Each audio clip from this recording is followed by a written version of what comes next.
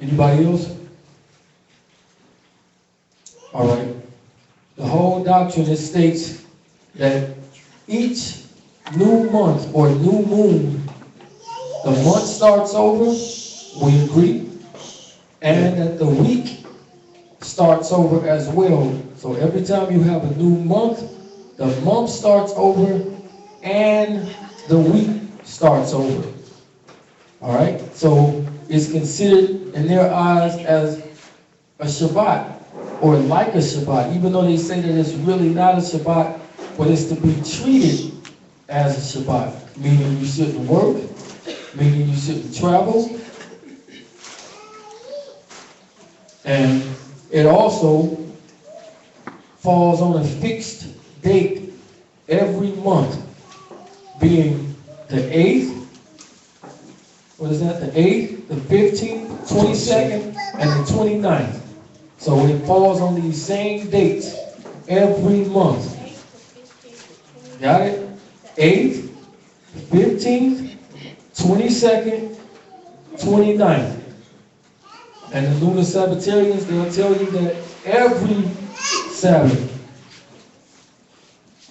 Sabbath falls on these days. And it don't fall on any other days but these days.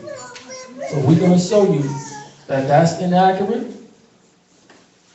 The doctrine is pretty much about speculating, and it's terribly added to the word. Terribly added to the word. Then we got a couple that does it on the 7th, 14th, 21st, and the 28th. So, again, fixed days every month. If they don't do it on the 8th, 15th, 22nd, and 29th, they do it on the 7th, 14th, 21st, and the 28th. And the only way that this doctrine could work is if it was 28 days per month. Then it would work.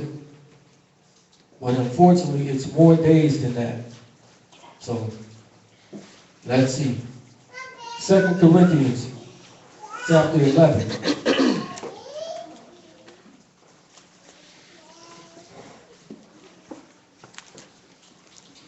2 Corinthians chapter 11. Pick it up at verse 2. So just because you get a hunch about something and you start looking into something, if we can't see that it's written, we can't go with it.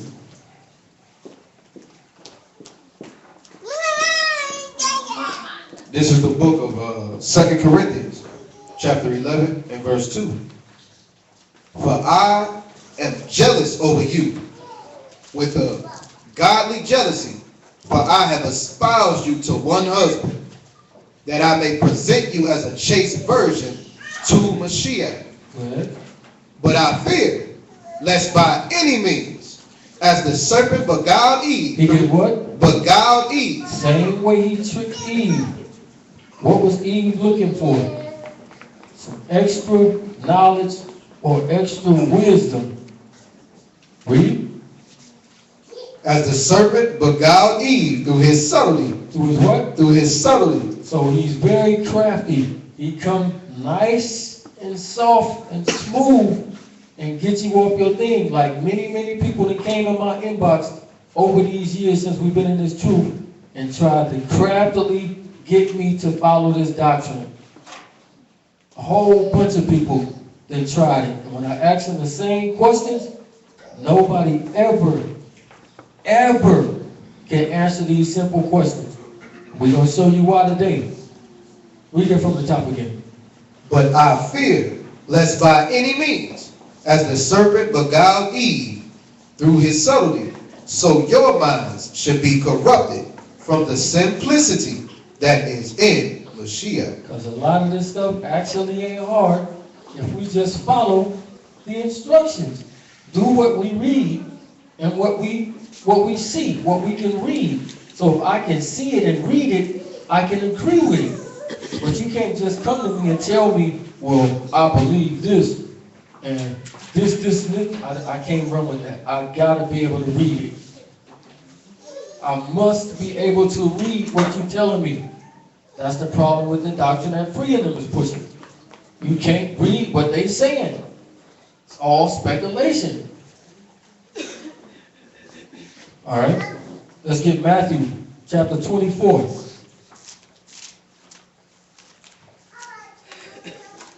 Matthew chapter 24. Pick it up at verse 4. And verse 4. And Yahushua answered and said unto them, take heed that no man deceive you. What happened? That no man deceive you. Take heed that no man deceive you. So if anybody come to you and tell you something and you can't read it, what is that? Seven. Off the rip. So if I come to you and say, yo, I think the Shabbat really falls on every Wednesday. What you gonna say to me? Show it to me. Show it to me. Where did you get that from? And then if he give me some fake history book, then show me where the person that wrote that history book, where did he get that from? I need to see it. I can't take your word for it, because my book told me, cursed be the man that trusts in man.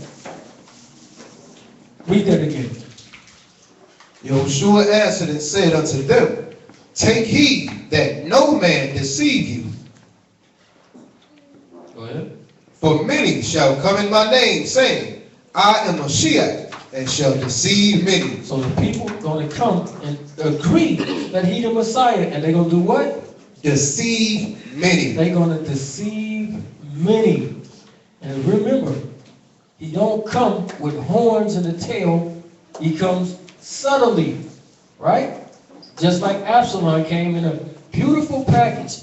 Just like the guy in Ezekiel 28 came in a beautiful package. So this is how you know you're about to be deceived. Jump down to verse 24. Verse 24. For there shall arise false Mashiach and false prophets, and shall show great signs and wonders. Now this thing right here, it ain't even showing no great signs and wonders. It's just talk. It's all speculation. So imagine if you fall for this, when the real guy come out, you're going to have a problem on your hands. Read. For there shall arise false Mashiach and false prophets, and shall show great signs and wonders, in so much that if it were possible, If it was what? If it were possible, If it was possible, what would happen? they shall deceive the very elect. So if you're not the elect off the rip, you're going to be deceived. Because the deception going to be so strong that it's almost going to deceive the very elect. So again, if we can't read this stuff, we can't run with it. Ephesians chapter 4, pick it up at verse 12.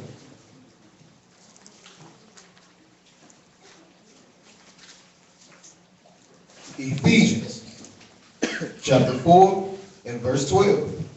For the perfecting of the saints. For the what? For the perfecting of the saints. Go ahead. For the work of the ministry. For the edifying of the body of Mashiach. Till we all come in the unity of the faith and of the knowledge of the Son of Elohim, unto a perfect man. Unto the knowledge of the Son of Elohim. Read.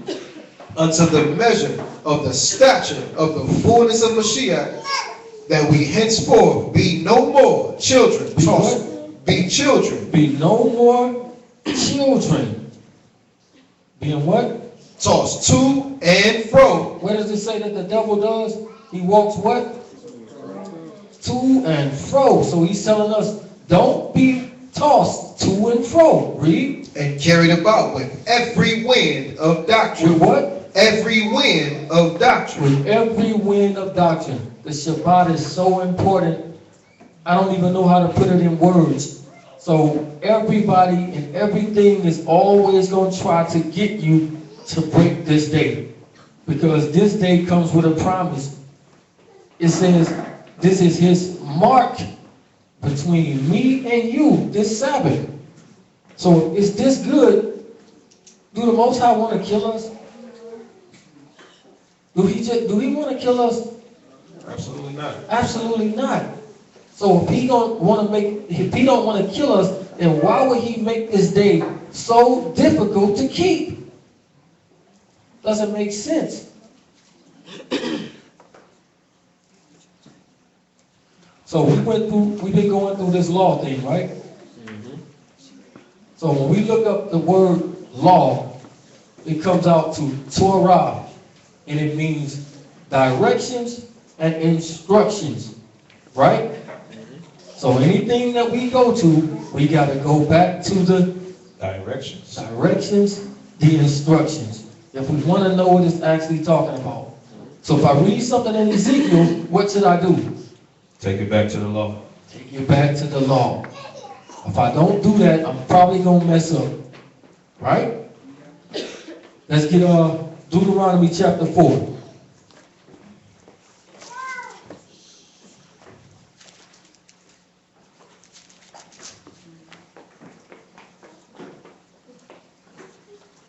Pick it up at verse 1.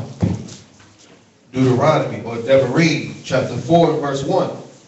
Now therefore, hearken, O Yisrael, unto the statutes and unto the judgments which I teach you, but to do them, that you may live. That you may what? That you may live. Keep my commandments and live. Read. And go in and possess the land which Yahuwah, your Elohim of your fathers, give you. Okay.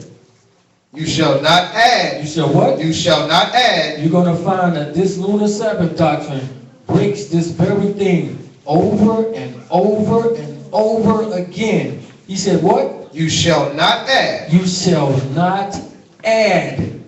Read. Unto the words which I command you. Unto the words which I command you. Which he commanded you. Read. Neither shall you diminish aught from it. Neither shall you take away from it. Deuteronomy 15. So this is crystal clear. He said don't add to it and don't take away from it. 15 and 5. Deuteronomy 15 and 5. Devarim 15 and 5. Only if you carefully hearken unto the voice of Yahuwah your Elohim. If you do what? Carefully. If you carefully.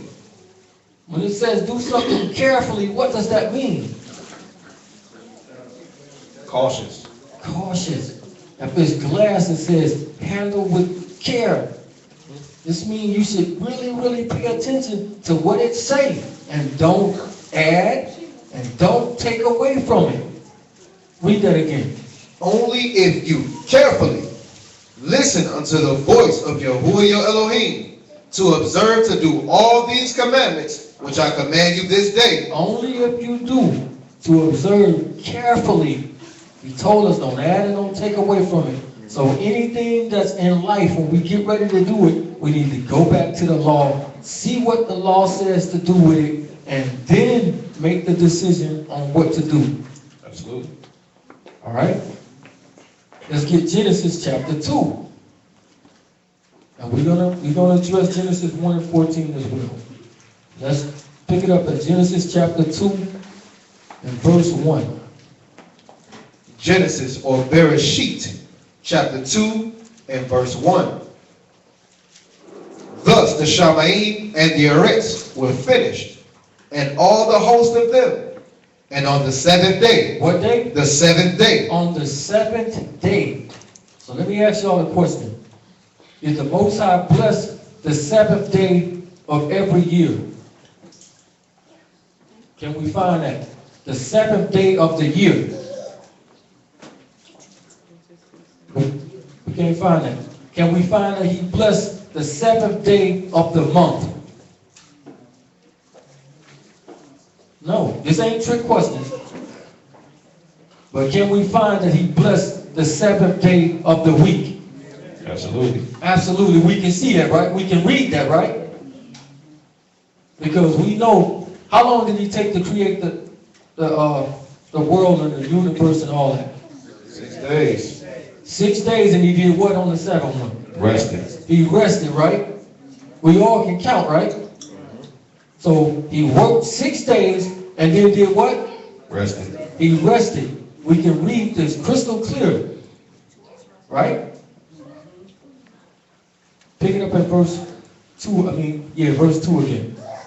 And on the seventh day, Elohim ended his work which he had made, and rested on the seventh day from all his work which he had made. And Elohim increased or blessed the Shabbat day. He did what? He increased the Shabbat day and sanctified it. And did what? And sanctified it. And sanctified it. Now notice, he only blessed one day. He only sanctified one day. If he was talking about different days of the month, he would say it. And I bless the 7th, and the 14th, and the 21st, and the 28th. He don't say that. His instructions is telling us exactly which day he blessed, and it's of the week, not of the month, not of the year. It's of the week. So we done a lesson about Sabbaths a little while back. Everything that the Most High do is in Sabbaths, because 7 is complete, right? Not only 8th. 8th means a new beginning. But this doctrine says, skip the first day and then jump to the 8th day. And that you're supposed to keep it. That makes no sense. That makes no sense. And we're going to show you. Let's go to the commandments. Exodus chapter 20. Remember, he told us to read these things carefully. Don't add or don't take away from it. Exodus chapter 20. This is Shemot. Pick it up at verse 8. Chapter 20 and verse 8. Remember the Shabbat day. Do what? Remember the Shabbat day. Go ahead. To keep it Kodesh. 6 days shall you labor. How many? 6 days shall you labor. Just like he did in the creation. 6 days he worked. Then what? And do all your work. But the 7th day is the Shabbat. Wait a minute, the 8th day. But the 7th day is the Shabbat of Yahuwah, your Elohim. Go ahead. In it you shall not do any work. You, nor your son, nor your daughter, nor your manservant, nor your maidservant. Now remember, they said that the new moon is to be kept the same way. But we can read this right here about the Shabbat. Right? We're reading it right now. He's telling us exactly what you can and you can't do. And we can read it. Read. Nor your cattle, nor your stranger that is within your gates. For in 6 days Yahuwah made the Shamaim and the Eretz. So we are following his pattern of what he did. Not what somebody else come up with, but we following the pattern that he did. Read. And the sea, and all that is in them. And he rested the 7th day. Wherefore Yahuwah barak the Shabbat day. He did what? He barak the Shabbat day. So again, he clearly tells us exactly what to do. Can we read what we just read in here? Does he say anything about when the beginning of the month comes, skip the day? No. Just the instructions though, right? Absolutely. If anybody can show me, I'll give you my next check, where he just said, when you get to the first day, skip it. Can we write it in there? No, that's not going to count. You're gonna break the commandments that told you don't add or take away. Exactly. So if we can't see what he just said, anything about skipping a day, something wrong with that. Let's see. Exodus 23 and 12.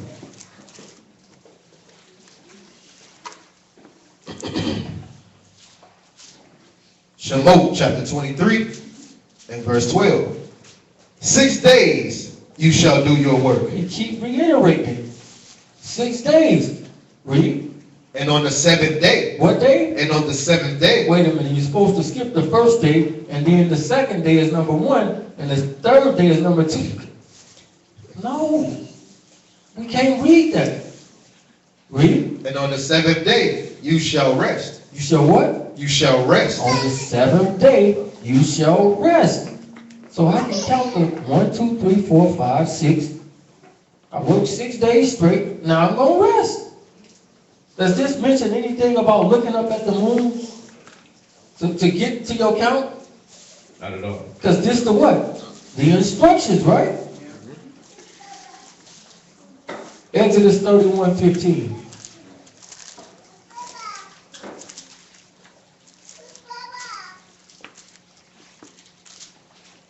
Shemot, or Exodus chapter 31 and verse 15. 6 days may work be done, but the seventh day is the Shabbat of rest. Kodesh to Yahuwah. Is what? Kodesh to Yahuwah. Go ahead.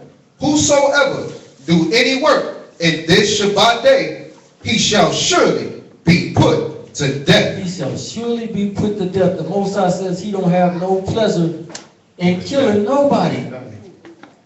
So if he don't have no pleasure in killing you, why would he make his Shabbat so hard for you to find it and to know when it is? Again, doesn't make any sense. Jump back to verse 12. Verse 12.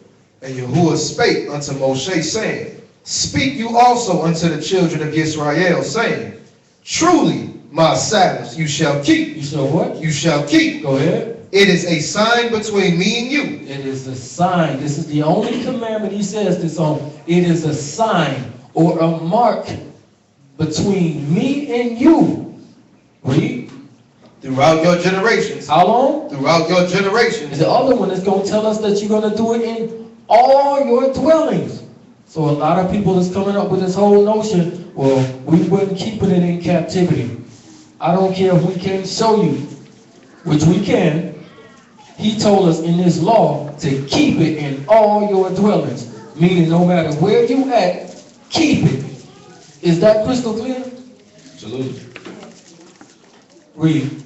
That you may know that I am Yahuwah, that do sanctify you. That do what? That do sanctify you. Go ahead. You shall keep the Shabbat, therefore, for it is Kodesh unto you. Everyone that defileth shall surely be put to death. For whosoever do any work therein, that soul shall be cut off from amongst his people. That soul will be cut off from among his people. Read. 6 days may work be done, but the seventh is the Shabbat of rest. Kodesh to Yahuwah. Whosoever do any work in the Shabbat day, he shall surely be put to death. Wherefore the children of Israel shall keep the Shabbat, to observe the Sabbath through their generations for a perpetual covenant. For what? For a perpetual covenant. What does perpetual mean? Forever. Continuous, right? This is the law, right? The Most High don't change, right? So how long is forever and how long is perpetual? It don't stop, right? So just because somebody take me somewhere else, I can say, well, I'm in a strange land, so I can't keep it now because I can't do that, right? Because he just told us for perpetual, and you're going to keep it in all your dwellings. People can't let their personal situation cloud your judgment, because that's exactly what's going on. So the question always arises, how did Moses and them know when the Shabbat was? How did they do it? Let's show you. It's right in the book. If we want to find something, where should we go? To the book. To the book. What part of the book? The law. The law. Right? It's everything. If you don't know the law, you're going to be deceived. Well, that's why I guess so many people is deceived. You got folks out here teaching for the law is done away with. So there you go. Yes, and it ain't just the church folk. Right. It's Israel doing it as well. Yeah. Exodus 16.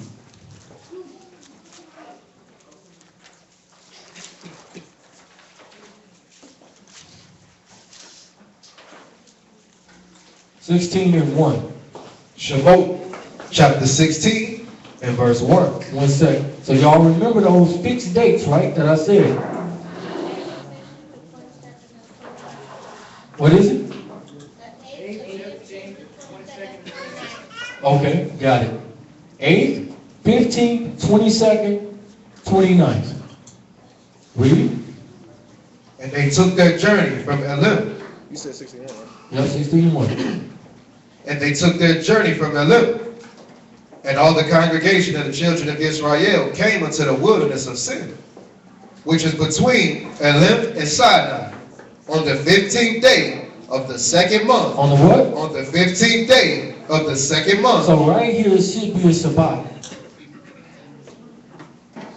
And they was traveling. But the guy on the video says, well, it was the holy hours. So this is why it wasn't in violation. So he said these the holy hours. So because they was doing it on the holy hours, they wasn't in violation. We're going to smash that. That's going to be nuked. Read. After their departing out of the land of Egypt, and the whole congregation of the children of Israel murmured against Moshe and Aaron in the wilderness.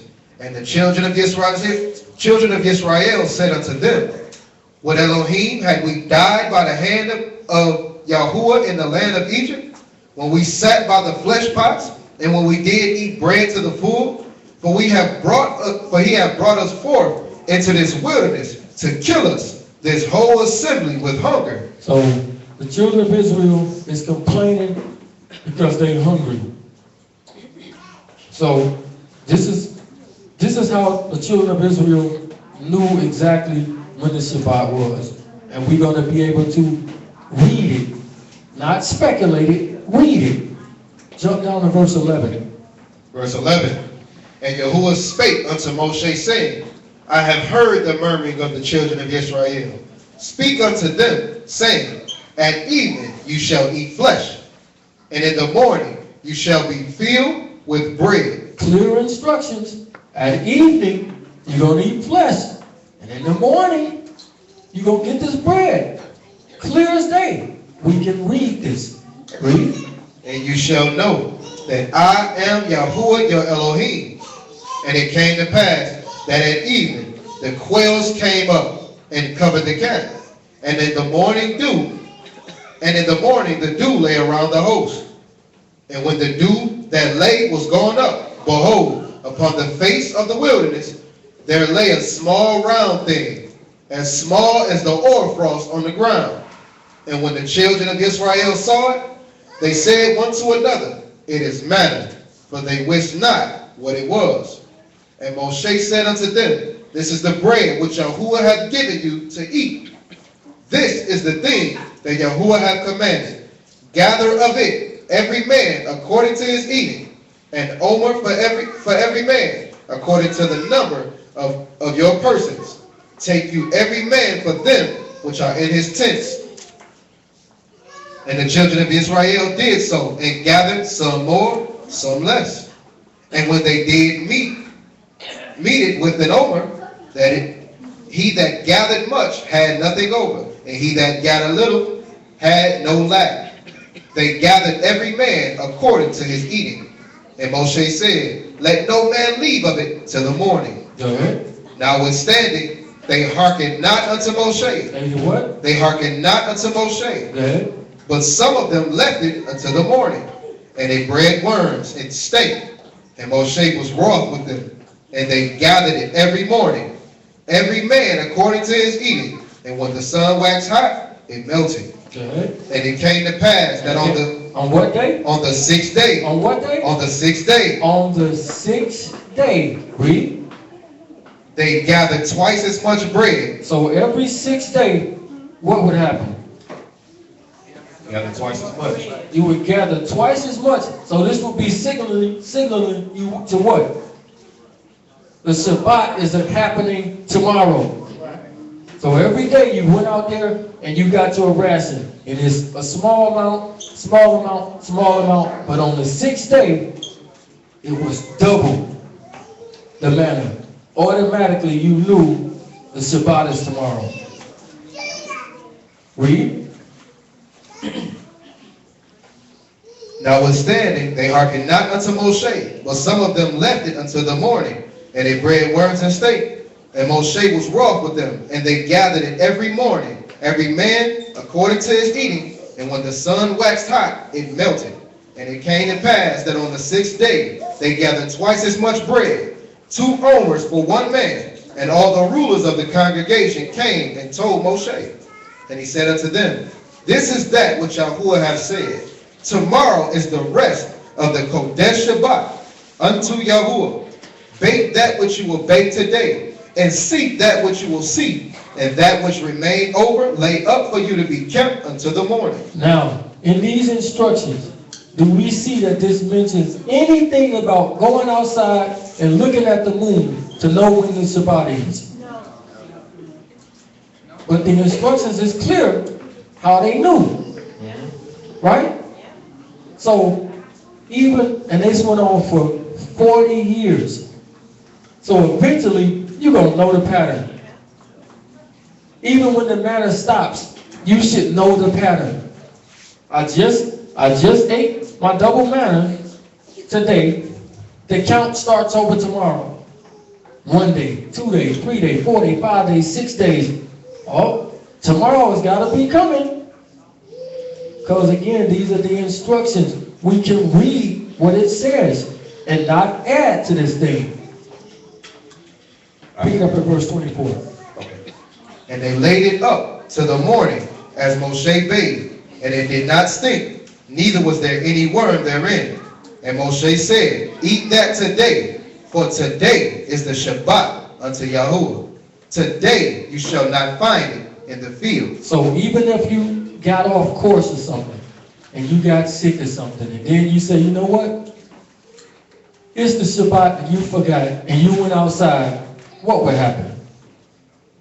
It wouldn't be no manna out there, right? Automatically you know it must be the Shabbat, because it ain't no manna out here. Again, I don't need to look at the moon to figure this out. Read. 6 days you shall gather it, but on the 7th day, which is the Shabbat, in there shall be none. And it came to pass that there went out some of the people. There you go. Some of the people, hard-headed as ever, did what? Went out on the 7th day. On what day? On the 7th day. And what happened? For to gather, and they found none. And they ain't find nothing. That's simple. You would know it's the Shabbat because it ain't no manna out here. Again, how long did this go on? 40 years. This went on for 40 years. So, but they say, the lunar Sabbath people say that it's not a 7-day continuous weekly cycle.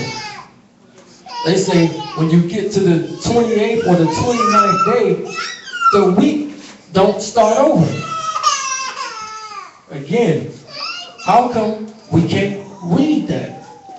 I need to be able to read it. If you say that the week don't start over, please show me chapter and verse. Again, anybody can show me that. I got to check for you. Now, Hold on, before you make this point, I just want to, because this is what they missed. Like you say, carefully read over it, right? On what day did the children of Israel, were they murmuring and he noticed it?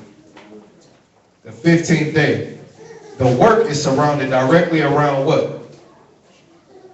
The manna. absolutely. When did the manna start coming? Every morning. The 16th day. Right? So that means from the 15th to the 22nd wouldn't be the 7 days of work. It would be the 16th to the what? To the 23rd. That automatically go off the count. Absolutely. And that's only one place that he's showing right there. We're going to show it many times. Not using the Gregorian calendar, but the lunar calendar. So they say that they say the week don't change. Bear with me while I run this scenario down with y'all. When 1 second starts, does another second immediately start? Yes. When 1 minute ends, does another minute immediately start? Yeah. Right? When 1 hour ends, does another hour immediately start? When one day ends, does another day immediately start? When 1 month ends, does another month immediately start? When 1 year ends, does another year immediately start? When 1 decade ends, does another decade immediately start? When 1 century ends, does another century immediately start? When 1 millennium ends, does another millennium immediately start? So why in the world when 1 week ends, does the next one don't start? Every measure of time shows us everything that starts immediately. Why in this doctrine does it say, no, it don't start, you gotta wait for the moon? Why we can't read it? I need to be able to read everything that you say. Show it to me. Ain't that what we stand on? Show it to me. Let's pull this calendar out.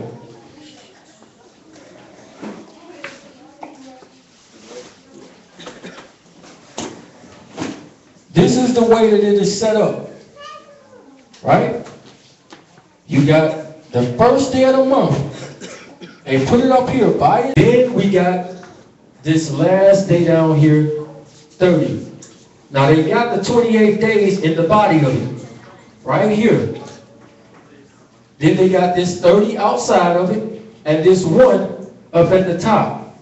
So when you get to the 29th day, which they say is the Shabbat, right? They say, well, the week is supposed to start over right here. But they say this is a transition day. Again, I give you my check if you show me transition day.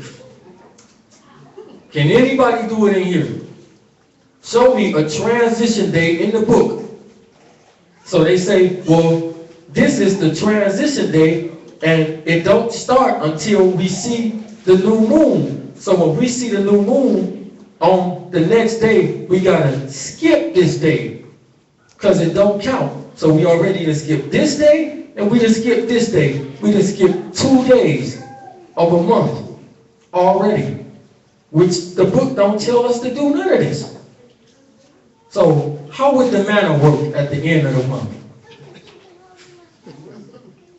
So he said, I'm going to give you twice as much manna on the 6th day. This will be the 6th day according to them. So I'm going to give you double manna so you can eat for today and tomorrow. But then they come and tell you that this is another rest day. He didn't say I'm going to give you manna for that day. But you can't work according to them.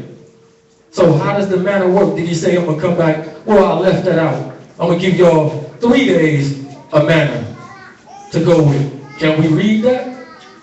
You can't read that, right? That means we'll be adding to the book. This is exactly what they're doing, adding to the book, because it don't make no sense. So they say that the new moon is to be kept like the Shabbat. Let's show you that is falsehood. All right, we put it down for a second. We're coming back to it.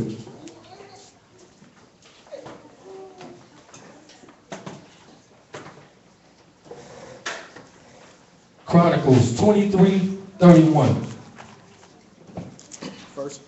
First Chronicles 23:31. This is how you read stuff into the text that's not there. Now, Chronicles ain't the instructions, is it? This is how you read stuff into the text that's not there. Read. 1 Chronicles chapter 23 and verse 31. And to offer all burnt sacrifices unto Yahuwah in the Sabbaths. In the what? In the Sabbaths. Go ahead. In the new moons. In the what? In the new moons. In the new moon. So since they read in the same paragraph, oh, the new moon must be just as important as the Sabbath is. But we don't see this in the instructions, in the law. Read that again. And to offer all burnt sacrifices unto Yahuwah in the Sabbaths and the new moons and on the set feast. And on the what? On the set feast. So since it's mentioned with this, automatically they elevated this day and made it something that it's not. When we can't read this to do this in the law. That's why you got to go back to the law for everything and don't add stuff into the text. 2 Chronicles 8 and 13.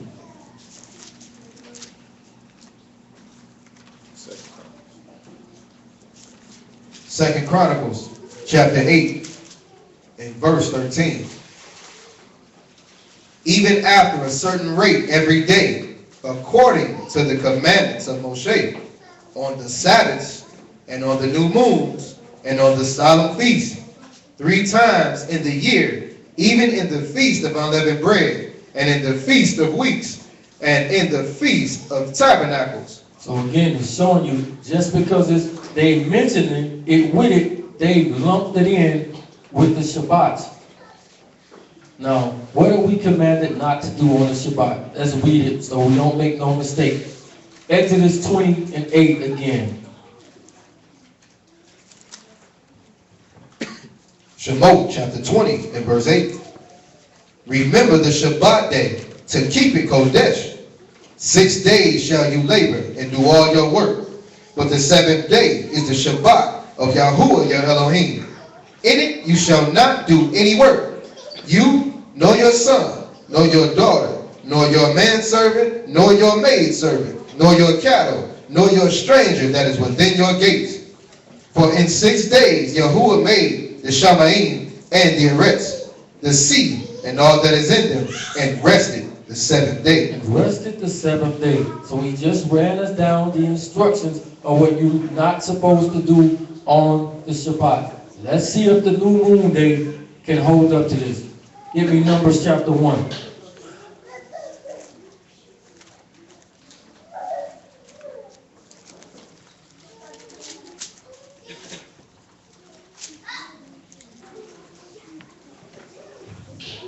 Numbers 1 and 1.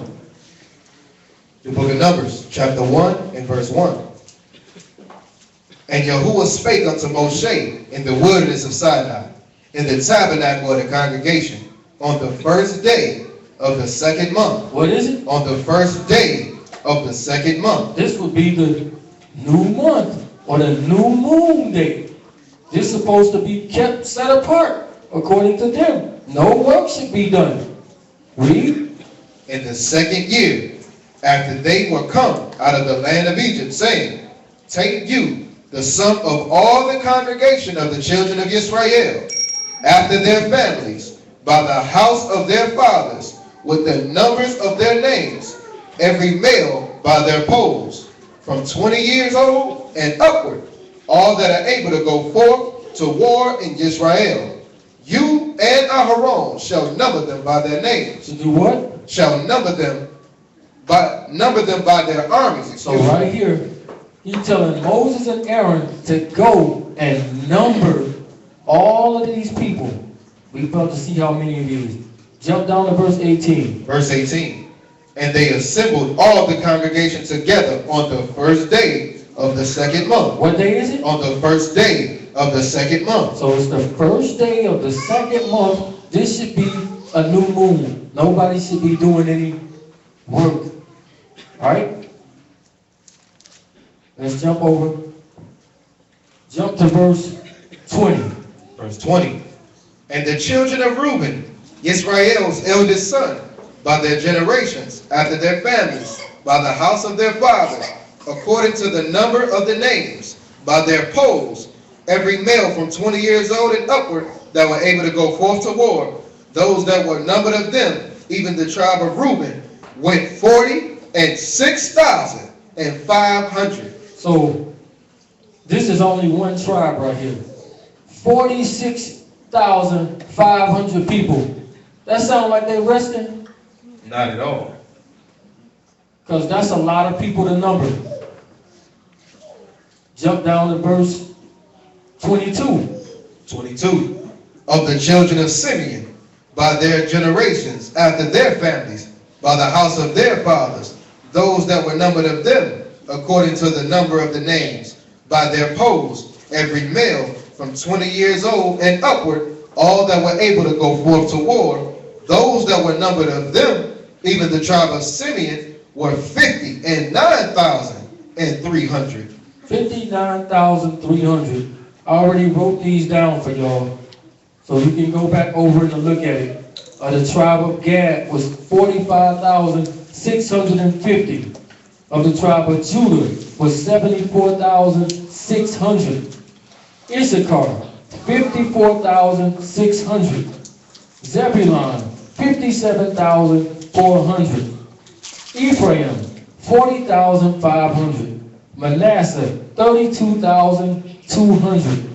Benjamin, 35,400.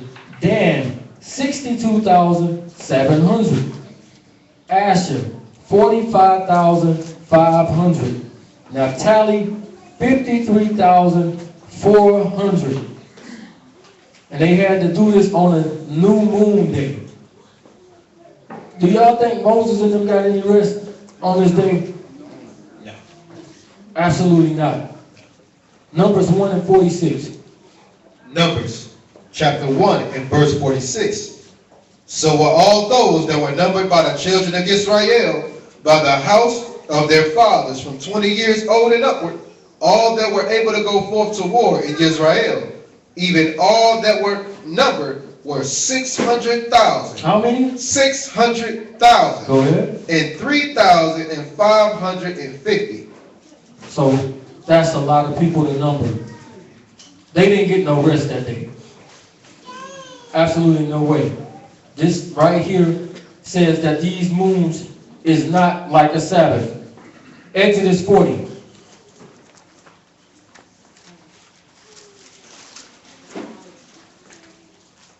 Exodus 40, verse 1. Shemot, chapter 40 and verse 1.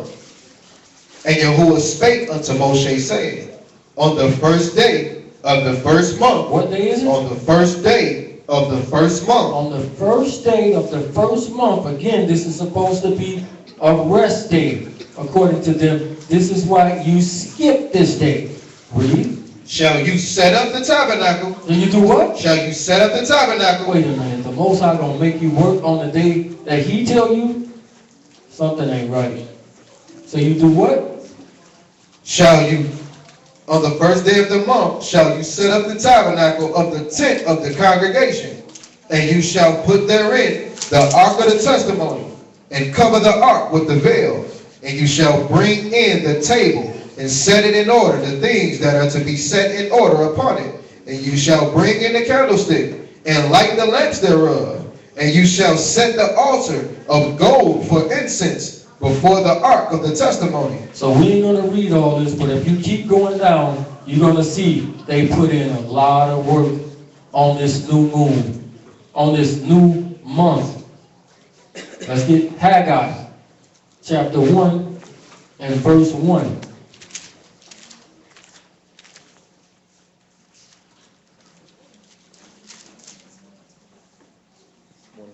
Yep, Haggai 1 and 1. Haggai, chapter 1 and verse 1. In the second year of Darius the king, in the 6th month, in the first day of in the 6th month, in the first day. There we go, the new moon again. Read. Of the month came the word of Yahuwah by Haggai, the prophet, unto Zerubbabel, the son of Shealtiel, governor of Judah, and to Joshua, the son of Hosadek, the high priest, saying, thus speak Yahuwah of hosts, saying, this people say, the time is not come, the time that Yahuwah's house should be built. So Yahuwah's house should be built. Jump down to verse 8. Verse 8. Go up to the mountain. Do what? Go up to the mountain. And do what? And bring wood. And do what? And bring wood. So he told them to go up to the mountains and bring wood.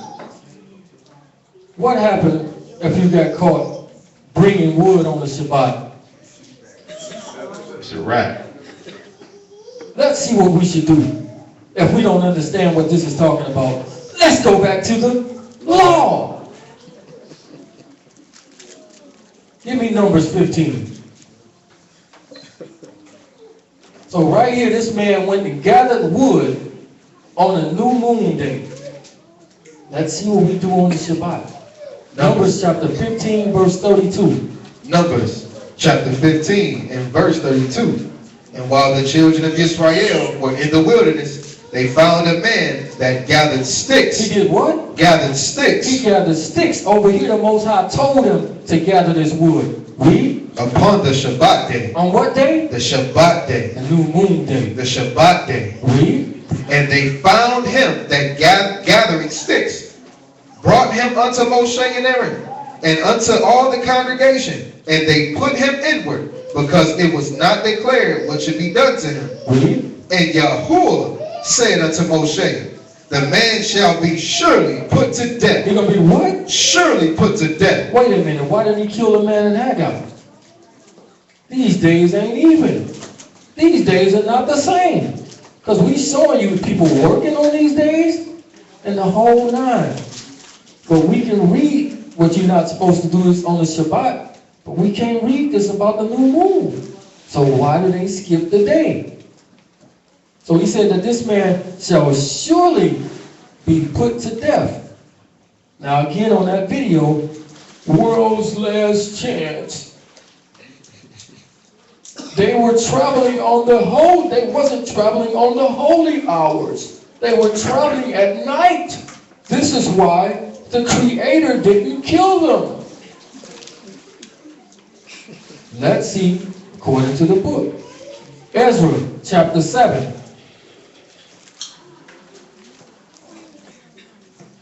Precept upon precept, precept upon precept, line upon line, line upon line, here a little, there a little. Not precept upon precept, Jewish encyclopedia upon Jewish encyclopedia.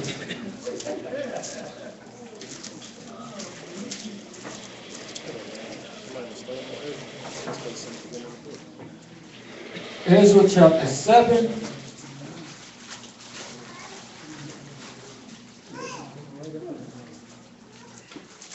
Ezra chapter 7 and verse 8. The book of Ezra, chapter 7 and verse 8. And he came to Jerusalem in the 15th month, which was in the 7th year of the king. Go ahead. For upon the first day. What day is it? The first day. Of what? Of the first month. Of the first month. There we go. First day of the first month. So it's showing you this is the new moon or the new month. Read. Began he to go up from Babylon, and on the first day of the 15th month, of the 15th month came he to Jerusalem, according to the good hand of his Elohim upon him. So the Most High got him breaking his law. No, it's not commanded. It's commanded on the Shabbat. You're not supposed to go traveling. Read that again. For upon the first day of the first month began he to go up from Babylon, and on the first day of the 15th month came he to Jerusalem, according to the good hand of his Elohim upon him. Go ahead. I said 15. Verse 10. My bad, y'all. I said 15th month. 5th month. I said it twice. My bad, y'all.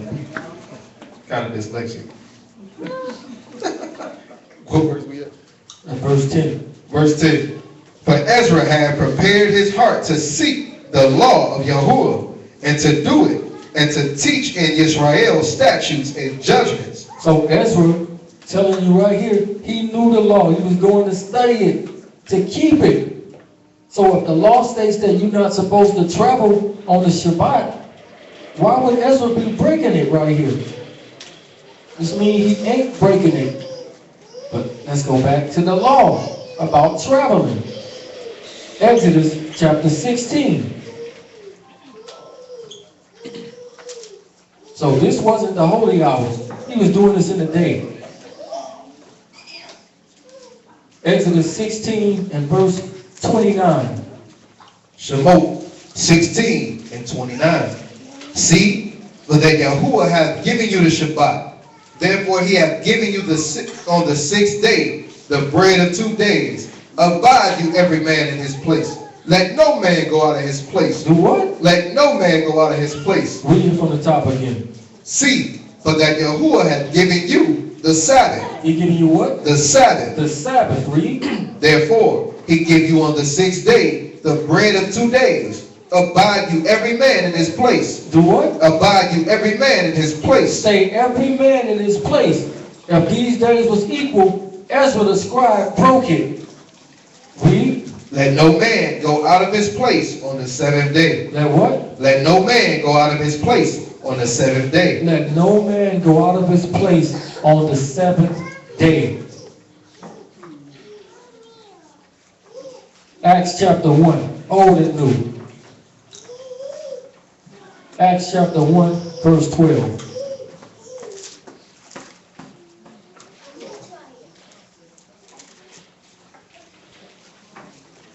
Acts of the Apostles, chapter 1 and verse 12.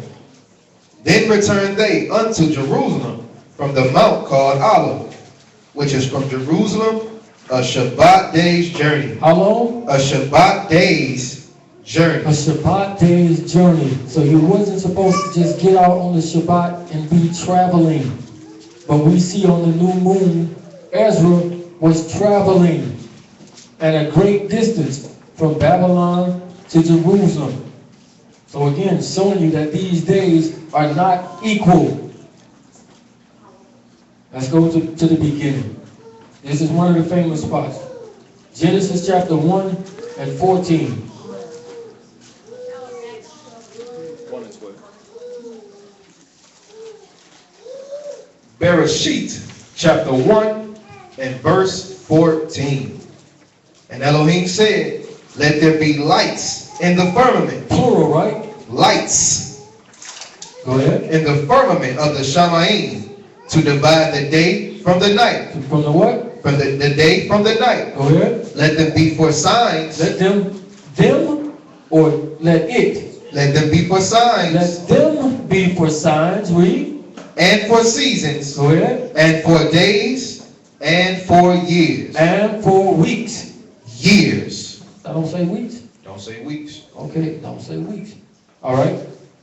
So he says, and the Most High said, let there be lights, plural, in the firmament of Shamayim to divide the day from the night, and let them be for signs, and for seasons, and for days, and for years. The word week ain't nowhere in here. It's important to see that the word week is not in this statement. Go ahead. And let them be for lights in the firmament of the Shamayim to give light upon the earth. And it was so. And the Most High made 2 great lights. The greater light to rule the day. What is it? The greater light to rule the day. The greater light to rule the day. Now, when you ask the lunar Sabbath people, what does the sun do? Or what does the stars do? It's crickets. Because they don't know. They only talk about the moon, the moon, the moon, the moon. They bring you to this scripture just to talk about the moon. According to what we've been learning, when do the Shabbat start? Okay. Right? So read that verse again. Verse 16. And Elohim made 2 great lights. The greater light to rule the day. Wait a minute, the moon should be ruling the day. The greater light to rule the day. So the sun shows us when the Shabbat starts and when it happens. Because the sun rules the day and the moon rules the night. Read it again. I think it jumped over their heads. And Elohim made 2 great lights. The greater light to rule the day. The greater light to rule the day. Read. And the lesser light to rule the night. And the lesser light to rule the night. Finish it. He made the stars also. Made the stars also. So right here, they'll take you to this. Genesis 1 and 14, it says, appointed. Somebody get me these definitions. I need some Strongs now. So 1 and 14.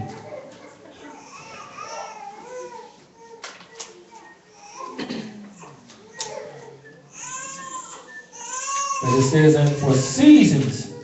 This ain't talking about summer, winter, spring, and fall. It means appointed times. What you got? Appointed place, appointed time, meeting, appointed time. Meetings, appointed times. You read it because you got the mic.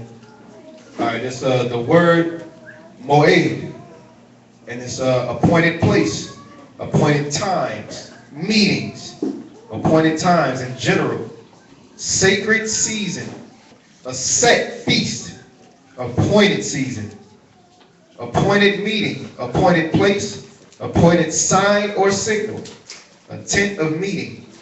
Okay, so it means appointed times, right? So this is when you don't pay attention or really read carefully like he told you, this is how you mess up. Get Leviticus chapter 23.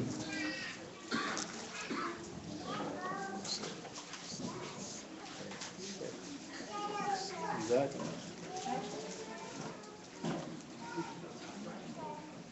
Leviticus chapter 23, pick it up at verse 2. The book of Leviticus, chapter 23, and verse 2.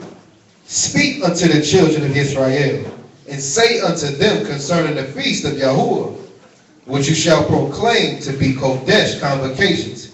Even these are my feasts. 6 days shall work be done, but the seventh day is the Shabbat of rest. So the Shabbat is listed with the feast days or the appointed times. So this is another argument. They say, see, the Shabbat is appointed just like the other days, just like the feast days are. So I ask anybody, does the moon cover all of the appointed times? No. Where you get that from? The law. Let's see. We coming back here. Judges chapter 20. And somebody keep them definitions out for me. Oh, Trav got it. Judges chapter 20 and 38. Does the moon govern all Moed or Moedim? Yep.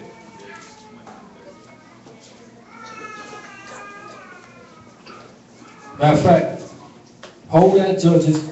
We're going to get that Psalms 104 first. Psalms 104. Because these is the scriptures that's used. Genesis 1 and 14 about the appointed times. Leviticus, because the Shabbat is listed with these. What we're going to show you is the separation. And then this Psalms 104, 19. Psalms, chapter 104, and verse 19. He appointed the moon for seasons. He did what? He appointed the moon for He seasons. appointed the moon for Moed or Moedim. So this is another one. This is why we ask the question, does the moon control all Moedims or Moeds? Let's see. Let's go back to that Judges chapter 20. Does the moon control all appointed times?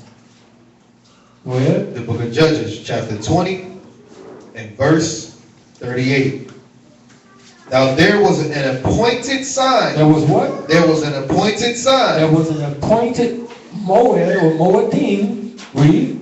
between the men of Israel and the liars in wait, that they should make a great flame with smoke rise up out of the city. And when the men of Israel retired in the battle, Benjamin began to smite and kill. So the sign was it was going to make a great smoke. Does the moon have anything to do with this Moed or Moedim? No, the smoke is the signal to show this. Let's get Numbers chapter 28. Numbers chapter 28, verse 2.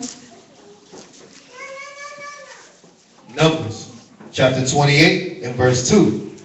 command the children of Israel, and say unto them, my offering and my bread for my sacrifices, made by fire, for a sweet savor unto me, shall you observe to offer unto me in their due season. In their what? In their due season. In their appointed time. Read. And you shall say unto them, this is the offering made by fire, which you shall offer unto Yahuwah. 2 lambs of the first year without spot, day by day. When is it? Day by day. Day by day. So the sacrifices was made in what part of the day? Day by day. The daytime, right? What controls the day? The sun. The sun. So the moon is not controlling these appointed times. Another showing you that these people ain't really studying this thing. So let's go back. Let's go to Leviticus 23. Because we're going to get to the scriptures and show you that the Shabbat can fall on any date. Not any day, but any date. Leviticus 23, pick it up at verse 1 again. Leviticus chapter 23 and verse 1. And Yahuwah spake unto Moshe, saying, speak unto the children of Israel, and say unto them, concerning the feast of Yahuwah. Concerning what? The feast of Yahuwah. Concerning the appointed times of Yahuwah. Read. Which you shall proclaim to be Kodesh convocations. Even these are my feasts. 6 days shall work be done. How many? 6 days shall work be done. Because this is talking about what? The Shabbat. Read. But the 7th day is the Shabbat of rest, a Kodesh convocation. Now notice, he says the 7th day. He didn't mention nothing about the month with this. I want y'all to see that. He said the 7th day is the Shabbat. And he didn't mention nothing about no month in this. Read. 6 days shall work be done, but the 7th day is the Shabbat of rest, a Kodesh convocation. You shall do no work therein. It is the Shabbat of Yahuwah in all your dwellings. In all your dwellings. Now he just told us, these is the feast. Now watch how I start off verse 4. So we're supposed to carefully read these things. Watch how I start off verse 4. Read. These are the feast of Yahuwah. Wait a minute, he just told us in verse 2. These are my feast. Now we get right back here past the Shabbat, and he started all over again, showing you a clear separation between the Shabbat and the feast days. Now remember, he said on the 7th day. He didn't mention nothing about the month, right? Exactly. Read verse 4. These are the feast of Yahuwah, even Kodesh convocations, which you shall proclaim in their seasons. In what? In their seasons. In their appointed time. Read. In the 14th day of the first month. In what? In the 14th day of the first month. Now he clearly mentions the word month. In the 14th day of the month. When he read the Sabbath, he didn't mention nothing about no month. He mentioned the 7th day. And now that he's talking about the month, he letting you know exactly that he's talking about the month now. Read. And even is Yahuwah's Passover. And on the 15th day. What day is it? Of the 15th day. Go ahead. Of the same month is the feast of unleavened bread. So according to this doctrine, the 15th day, this is a what? A Sabbath. This is a Sabbath. Read. The 15th day of the same month is the feast of unleavened bread unto Yahuwah. 7 days you must eat unleavened bread. In the first day you shall have a Kodesh convocation. You shall do no servile work therein. You shall do what? No servile work therein. So if this is already a Shabbat, why does he need to tell you that you don't need to do no work? It's already the Shabbat, according to them. Clearly it's a separation. And then he don't say, it shall be a double Sabbath to you. Because it's falling on that day, right? He don't say that though. We can't read it. If you can't read it, don't say it. Read it. Go ahead. And for the people that say the 14th day, wouldn't the preparation for the Passover be in error? Same thing. And we're going to get to that. We're going to definitely address that. So right here, he clearly showing us it's a separation between these things. What verse you at? Verse 8. Read verse 8 again. But you shall offer an offering made by fire unto Yahuwah 7 days. And in the 7th day is a Kodesh convocation. You shall do no servile work therein.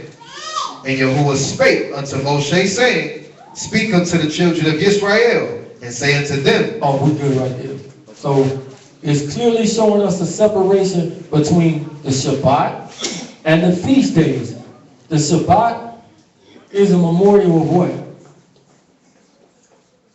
The creation. This is how we're following it from the creation. The feast days are representation. They are like anniversaries to different events. Like the day we came out of Egypt.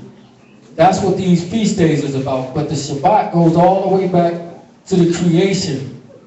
To the creation week.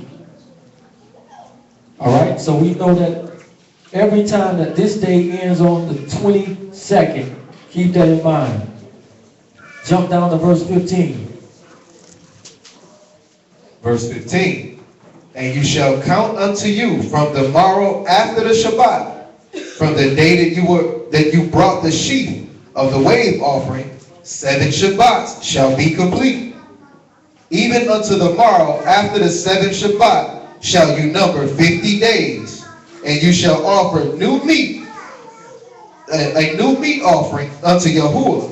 You shall bring out of your habitation 2 wave loaves. We good right there. So this is another one of these doctrines that cannot stand up. Let's bring this calendar back up. So we know we're supposed to count 50 days in order to get to the Feast of Weeks. So automatically with this doctrine, let's see. So B, what exact day would this thing start on? The 15th, right? 16th, right? Start that count at the 16th, and we don't see if it worked. Because these days are supposed to be skipped. Because they are, the first day is supposed to be the Sabbath, and this day is supposed to be the transition day. Or translate, or whatever that's supposed to be. Now let's see if we can get 50 doing this.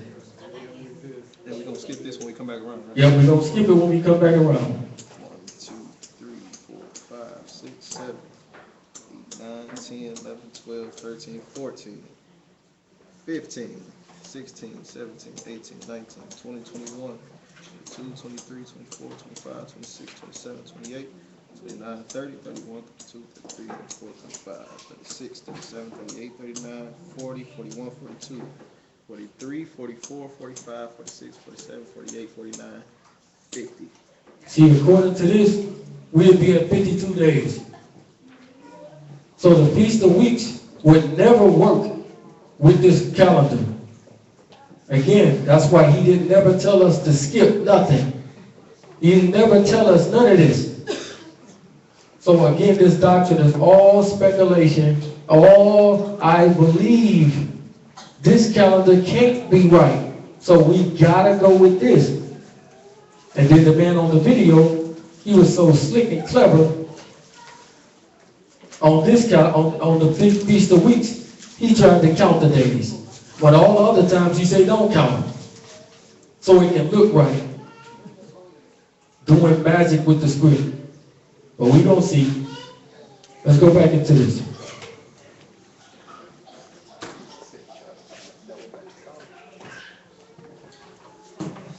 Let's go to another one of the scriptures. that's butchered. Amos 8 and 5. This is another one they always go to with no understanding. Amos chapter 8 and verse 5. The book of Amos, chapter 8 and verse 5, saying, when will the new moon be gone that we may sell corn, and the Shabbat that we may set forth wheat, making the ephah small and the shekel great, and falsifying the balances by deceit. So this is what he said. We know that the new moon is like a Sabbath. So it says, read that again. Verse 5. Saying, when will the new moon be gone, that we may sell corn, and the Shabbat that we may set forth wheat? Put them on the same part. When will the new moon be gone? So we may do this, and when will the Shabbat be over? How will we know when the Shabbat is over today? Why would we have to ask this question? It's simple. Look outside to see if the sun is down. Yeah, the Shabbat is over with. See what I'm saying? This is too easy. Why would you have to ask when the Shabbat gonna be over with? Simple. The sun went down. But jump back to verse 1. Verse 1. Thus hath Yahuwah Elohim showed unto me, and behold, a basket of summer fruit. What kind of fruit? Summer fruit. Summer fruit. This should indicate to you something, a time of the year right here. Summer fruit. What could this be talking about? Harvest and stuff, right? This should tell us what it's really talking about off the rip. Read. And he said, Amos, what seest you? And I said, a basket of summer fruit. A basket of summer fruit. Jump back to verse 4. Verse 4. Hear this, O you that swallow up the needy, even that make the poor of the land to fail. Make the what? The poor of the land to fail. Make the poor of the land to fail. Go ahead. Saying, when will the new moon be gone? When will the new moon be gone? Read. That we may sell corn, and the Sabbath, that we may set forth wheat, making the ephah small, the shekel great, and falsifying balances by deceit. And doing what? Falsifying balances by deceit. So they're trying to sell something. Right? How will we really get an understanding of what this is talking about? Because it's talking about abusing the poor and the needy, right? That's what it's talking about, right? Selling them stuff that you know you shouldn't be selling in the first place, and then you falsifying the weight. You telling them you're supposed to, I'm giving you this much, but you really cheating them. How can we find out what this is talking about? What'd you say? The law, right? Oh my goodness. She said the law. Come on. Leviticus chapter 23, pick it up at verse 22.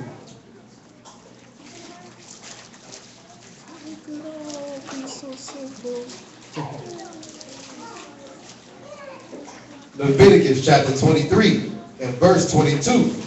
And when you reap the harvest. When you do what? When you reap the harvest. When you reap the harvest, I saw some summer fruit. Read. Of your land, you shall not make clean riddance of the corners of your field when you reap.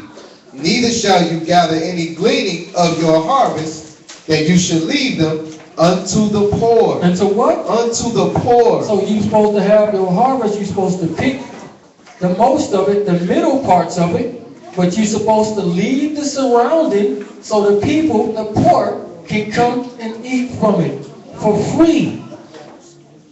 When does the harvest come?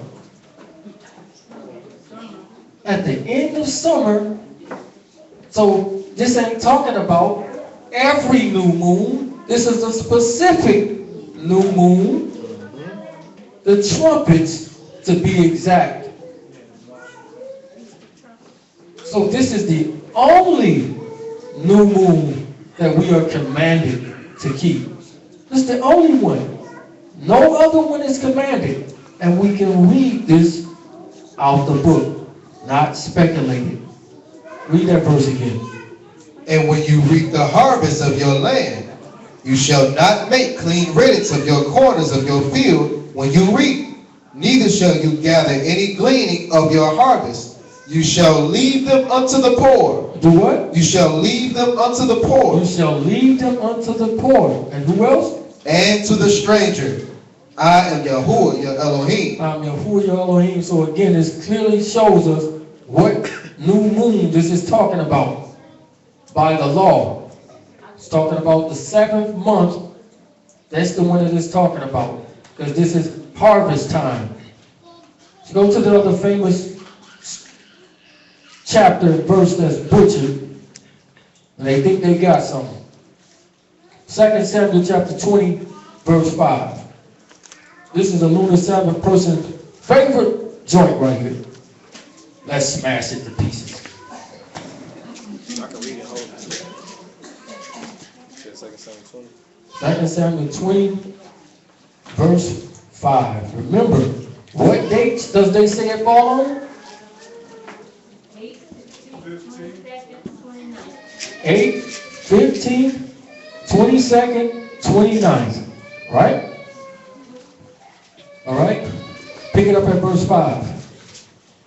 2 Samuel chapter 20 and verse 5. So Amasai went to assemble the men of Judah, but he tarried longer than the set time which he had appointed them. Wait a minute, we might be in the wrong one. Might be 1 Samuel. 1 Samuel. Pardon me. 1 Samuel 20 and 5.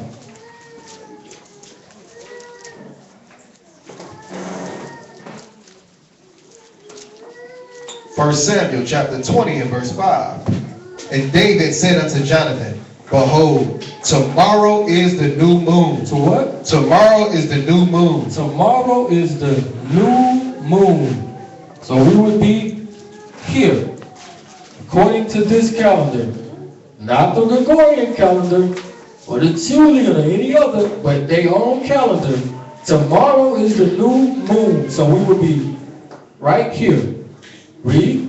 And I should not fail to sit with the king at meat, but let me go, that I may hide myself in the field until the 3rd day. Until what day? Until the 3rd day. The 3rd day of what? The 3rd day at evening. At even.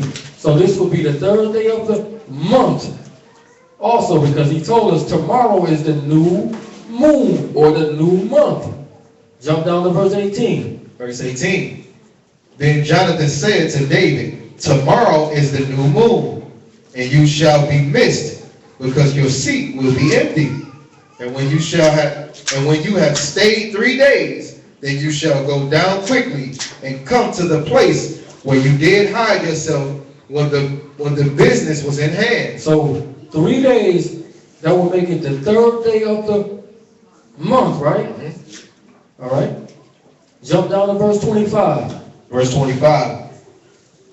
And the king sat upon his seat, as at other times, even upon a seat by the wall. And Jonathan arose, and Abner sat by Shaul's side, and David's place was empty.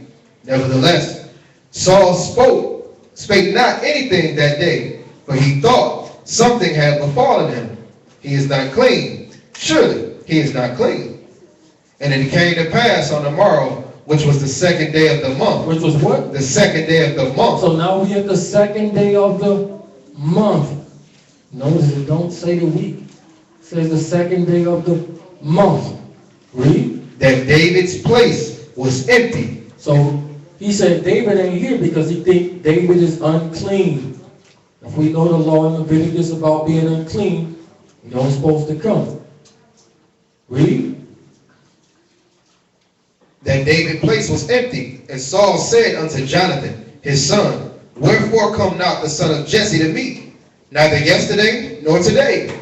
And Jonathan answered Saul, David earnestly asked leave of me to go to Bethlehem. Jump down to verse 35. Verse 35. And it came to pass in the morning. And what? In the morning. So this will make this the what? This will make this the 3rd day of what? The month, right? Because this is what he keep harping on. Read. And it came to pass in the morning that Jonathan went out into the field, at the time appointed with David, and a little lad with him. And he said unto his lad, Run, find out now the arrows which I shoot. And as the lad ran, he shot an arrow beyond him. All right, jump down to verse 42. Verse 42. And Jonathan said to David, Go in peace, for as much as we have sworn, both of us, in the name of Yahuwah, saying, Yahuwah be between me and you, and between my seed and your seed forever. And he arose and departed, and Jonathan went into the city. So it's the what day of the month right now? Third day of the month, right? This is a continuation. Pick it up at chapter 21. Chapter 21 and verse 1. Then came David to Nob, to Amalek, the priest. If you look up this knob, it's about 5 miles away from Jerusalem. Go ahead. And Amalek was afraid at the meeting of David, and said unto him, Why are you alone, and no man with you? And David said unto Amalek, the priest, The king had commanded me of business, and has said unto me, Let no man know anything of the business whereabout I send you. And what I have commanded you, and I have appointed my servants to such a place. Now therefore, what is under your hand? Give me 5 loaves of bread in my hand. 5 loaves of bread. Where go we find 5 loaves somewhere? But go ahead. Or what there is present. And the priest answered David and said, There is no common bread. There is no what? There is no common bread. There is no common bread. Keep this in mind. He said, there is no common bread. Read. There is no common bread under my hand, but there is hallowed bread. What kind of bread? Hallowed bread. So it's no common bread. It's only hallowed bread in you. Read. If the young men have kept themselves at least from women. They did what? Kept themselves at least from women. Kept themselves from women. Remember, Saul thought David was unclean. Read. And David answered the priest and said unto him, Of a truth, women have been kept from us about these 3 days. For how many days? 3 days. 3 days. Go ahead. Since I came out, and the vessels of the young men are kodesh. Go ahead. And the bread is in the manner common, yea, though it was sanctified this day. It was what? It was sanctified this day. So this bread ain't common, but it's sanctified this day. Read. In a vessel. So the priest gave him hallowed bread. Gave him what? Hallowed bread. So the priest gave David hallowed bread.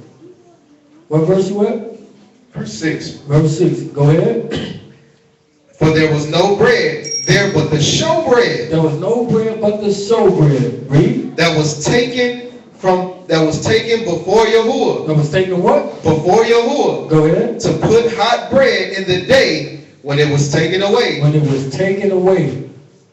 So he says, it's no common bread, but the showbread.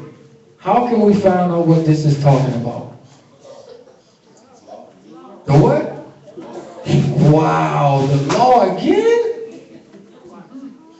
Now remember, this is 3 days after David has come out. Right? This is 3 days. 3rd day of the month. So we're talking about showbread or hallowed bread. Let's go back to the law and see what it's talking about. Leviticus chapter 24.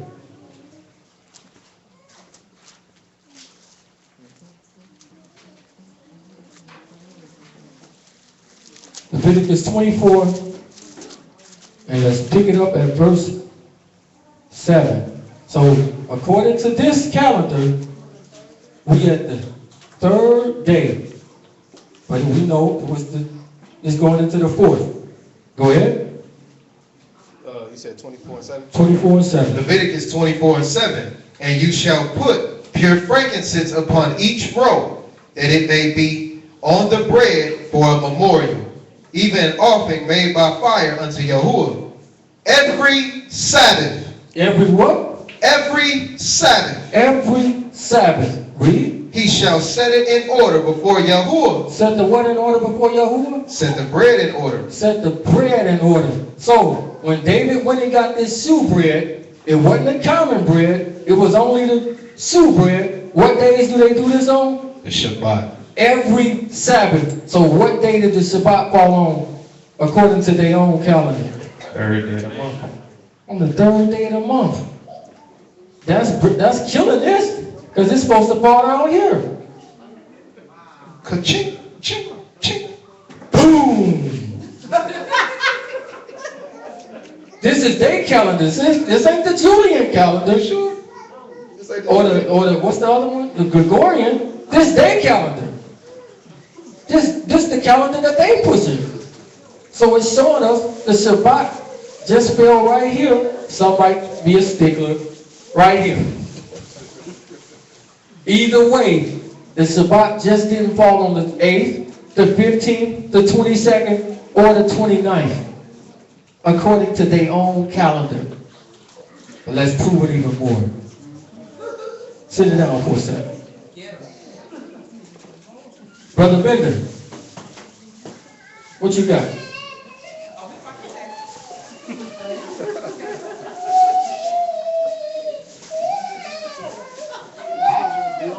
Let's get Matthew. Oh yeah. Matthew chapter 12.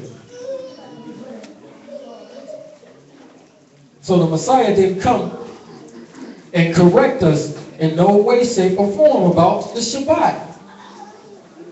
So we going into history.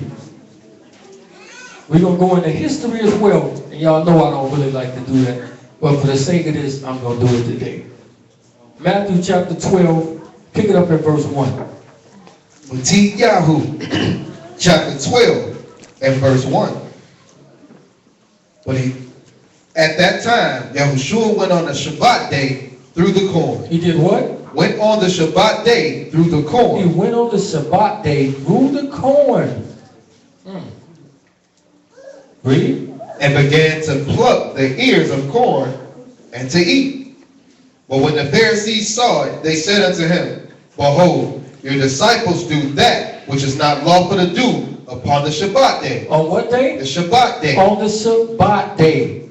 Read. But he said unto them, Have you not read what David did? But what? What David did? Didn't we just read what David did? David was doing something on the Shabbat that only the priest was supposed to do, which was eat that showbread. It wasn't common bread. Holy bread. Read. When he was a hunger, and they that were with him, how he entered into the house of Elohim, and did eat the showbread. He did what? Did eat the showbread. He did eat the showbread. It wasn't lawful. It was on the Shabbat. David wasn't supposed to do this. Read. Neither for them which were with him, but only for the priest. Only for who? For the priest. Only for the priest. What verse you at? Verse 5. Go ahead. Or have you not read in the law, how that on the Shabbat day, that the priests in the temple profane the Shabbat and are blameless? But I say unto you, that this is the place, that in this place is one greater than the temple. Greater than the temple. Jump down to verse 12. Verse 12. How much then is a man better than a sheep? Wherefore it is lawful to do well on the Shabbat day. On the Shabbat day. Notice he don't come and say, y'all keeping this Shabbat wrong. Y'all doing this. Y'all doing this. But he corrected everybody on everything else. So the master didn't come and say, y'all keeping the wrong Sabbath. Let's see. Let's get John chapter 7. John chapter 7. Yehugadah, or John chapter 7, verse 1. At verse 1. After these things, Yahushua walked in Galilee, for he would not walk in Jewry. He would not do what? Walk in Jewry. Go ahead. Because the Jews sought to kill him. Now, the Jews' feast of tabernacles was at hand. What was it? The feast of tabernacles was at hand. The Feast of Tabernacles was at hand. What day did the Feast of Tabernacles start on of the month? 15th. 15th, right? I need you to get that calendar back up.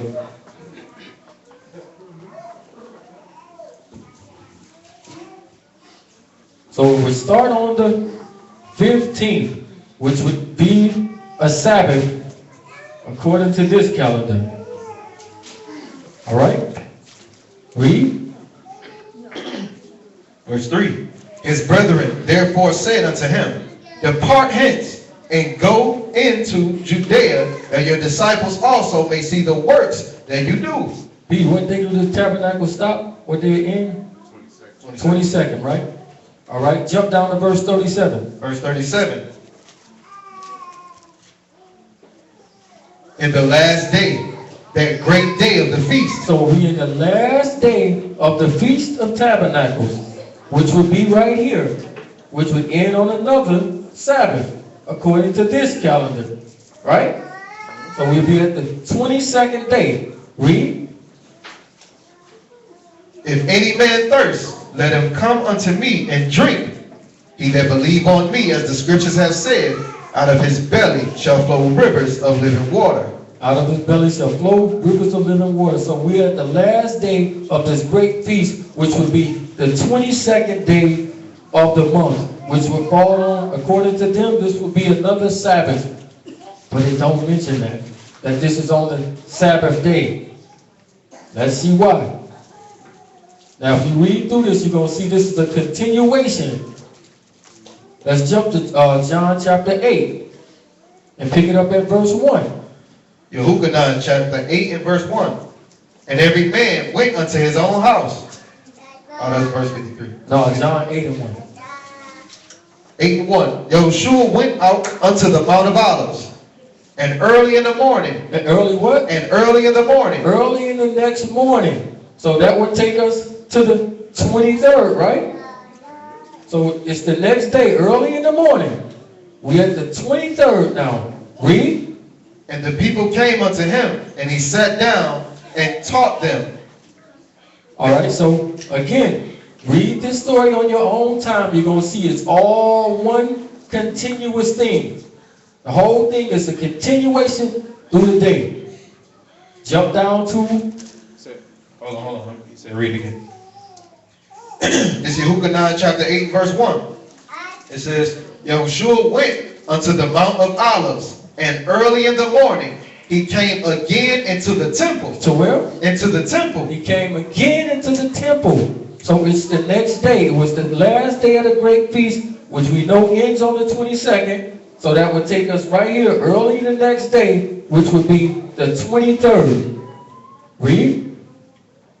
And all the people came unto him, and he sat down and taught them. Sat down and taught them. Again, read through this whole story. You're going to see it's one continuous story. Let's jump down to verse 57. Verse 57. Then said the Yehudim unto him, You are not yet 50 years old, and has you seen Abraham? Yahushua said unto them, Truly, truly, I say unto you, before Abraham was, I am. Go ahead. Then took they up stones to cast at him, but Yahushua hid himself and went out of the temple, going through the midst of them, and so passed by. So he ducked them. It says, then they took up stones to cast at him, but the Messiah hid himself and went out of the temple, going through the midst of them, and so passed by. Pick it up at chapter 9. It's a continuation. Read. And Yahushua passed by. He did what? He passed by. Just like it told us in the last verse of this. He passed by. Read. He saw a man which was blind from his birth. A man that was blind from his birth. Read. And his disciples asked him, saying, Master, who did sin, this man or his parents, that he was born blind? Yahushua answered, Neither hath this man sinned, nor his parents. What day is this? This is the 23rd. It's the 23rd, right? Read. Neither hath this man sinned, nor his parents, but the works of Elohim should be made manifest in him. I must work the works of him that sent me while it is day. The night come when no man can work. As long as I am in the world, I am the light of the world. When he had thus spoken, he spat on the ground and made clay of spittle, and he anointed the eyes of the blind man with the clay, and said unto him, Go wash in the pool of Siloam. Do what? Go wash in the pool of Siloam. Go wash in the pool of Siloam. Let's see what day this happened. Jump down to verse 13. Verse 13. They brought the Pharisees him that aforetime was blind, And it was the Sabbath day. What day was it? The Sabbath day when Mashiach made the claim. Wait a minute, it's the Sabbath day. It was early on what morning? The 23rd. The 23rd. I thought the Shabbat can only fall on the 29th, 22nd, 15th, and 8th. According to the book, this calendar a lie. We keep showing it. Read that verse again. Verse 13. They brought to the Pharisees him that aforetime was blind, and it was the Sabbath day. It was the Sabbath day. Read. When Yahushua made the clay and opened his eyes. So right here again, on their own calendar, not the Gregorian, not the Julian, not none of this, on their own calendar is showing you that this thing is a lie. Now, what day did the Messiah die on? What day of the month? 14th, right? Okay. 14th, which would take us right here, which would go right back to a quote-unquote Sabbath. Would have been the unleavened bread, right? How long did the Messiah say he's going to be in the ground? 3 days, 3 nights. So he rose on what day? Third day, right? According to their calendar, this would be the 14th. Let's do 15, 3 days. 1, 2, 3. Or you can even say the 18. Either way, he didn't rise because he's supposed to rise somewhere. That's why they tell you in Matthew 28. Go there. Matthew 28. Pick it up at verse 1. Matthew chapter 28 and verse 1. And the end of the Shabbat, as it began to dawn towards the first day of the week. Towards the what day? The first day of the week. First day of the week. So again, this is showing you that this calendar can't be right. Because according to them, the Bible says upon the first day of the week, which the Shabbat has just ended, he's supposed to be getting up right here. Not on the 17th or the 18th. As y'all can see, this calendar is a complete lie. It does not line up with this book in no way, shape, or form. Anybody disagree in here? You disagree?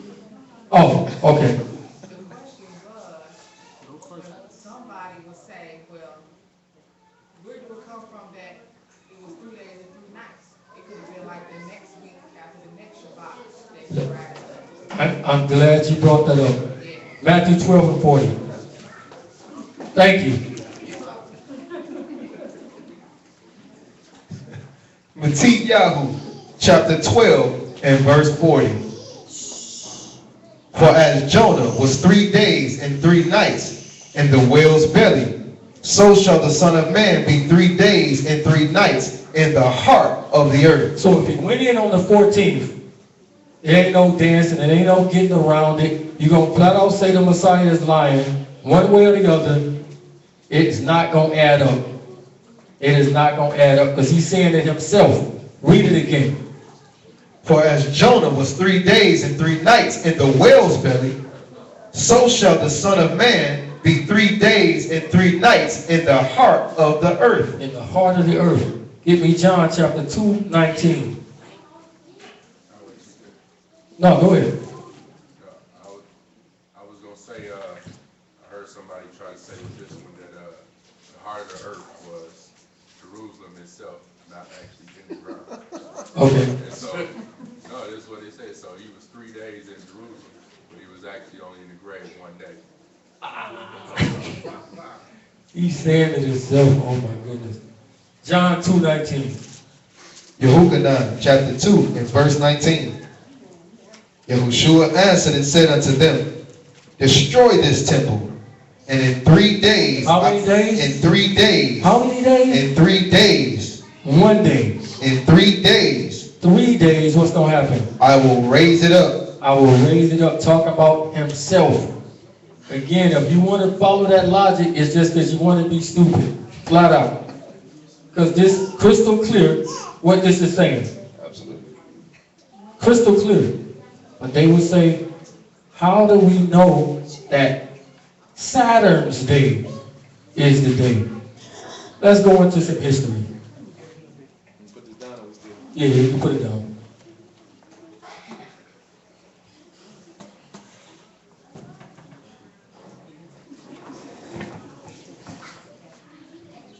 We're going into Cassius D.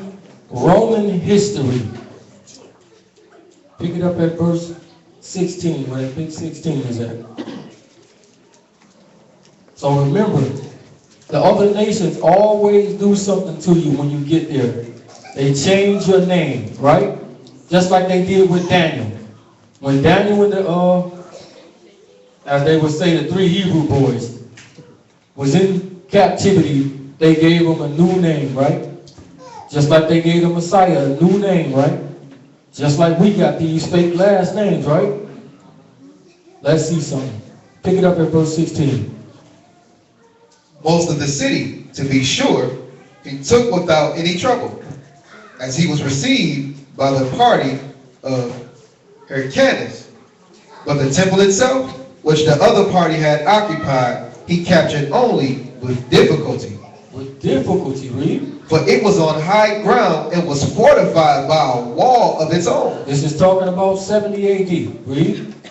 And if they had continued defending it on all days alike, If they were defending the city like all days alike, they wouldn't have been able to take it. Read. he could not have got possession of it. Go ahead. As it was, they made an excavation of what are called the day of Saturn. The day of what? Saturn. The day of Saturn. So the Romans called the 7th day, they called it Saturn. the day of Saturn, or Saturn's day. Read. And by doing no work at all on those days, Doing what? no work at all on those days, That's the days that we're commanded to do no work at all on those days. What happened? the Romans an opportunity in the interval to batter down the To wall. do what? Batter down the wall. So they knew we didn't supposed to work or do anything on these days, which our Shabbat, they called it Saturn's day. They came in on this day and did it. Read.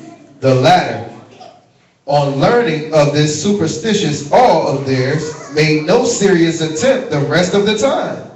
But on those days, when they came round in succession, assaulted most vigorously. Thus the defenders were captured of the day of Saturn. On what day? The day of Saturn. Showing you the same thing. This is why we got this name Saturn Day. But it's the same date. It's just got a pagan name attached to it. This is why we say, see y'all next Shabbat. Catch you on the first day. See y'all on the third day. Because we aren't supposed to use these names. Let's see that. What book is that on? This is Cassius Dio Roman History. C-A-S-S. Spell check, How you check spell that for me. Cassius.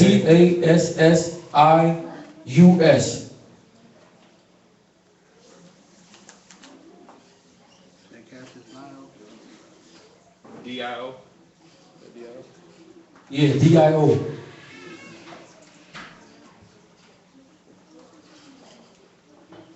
All right, pick it up at that little 4 right there. This is the same book. This is book 49, 22, 4 through 6. The Jews indeed had done much injury to the Romans, for the race is very bitter when aroused to anger. But they suffered far more themselves. The first of them to be captured were those who were fighting for the precincts of their God, and the rest on the day, even the day of Saturn. Day of what? Saturn. Even the day of Saturn. So again, the Romans put this fake name on it, but it's still the same day. Read. And so excessive were they in their devotion to religion that the first set of prisoners, those who had been captured along with the temple, obtained leave from Sosius when the day of Saturn came around again, and went up into the temple and there performed all the customary rites together with the rest of the people. These people Antony entrusted to a certain Herod to govern, But Antigonus he bound to a cross and flogged, a punishment no other king had suffered at the hand of the Romans. So again, the Romans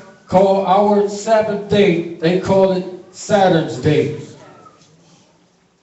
Now we're going into some more history. This is the Archaeological Encyclopedia of the Kodesh Land, 3rd edition. Jump down to the week. Let's see what the lunar calendar is really about, what is really following. The week.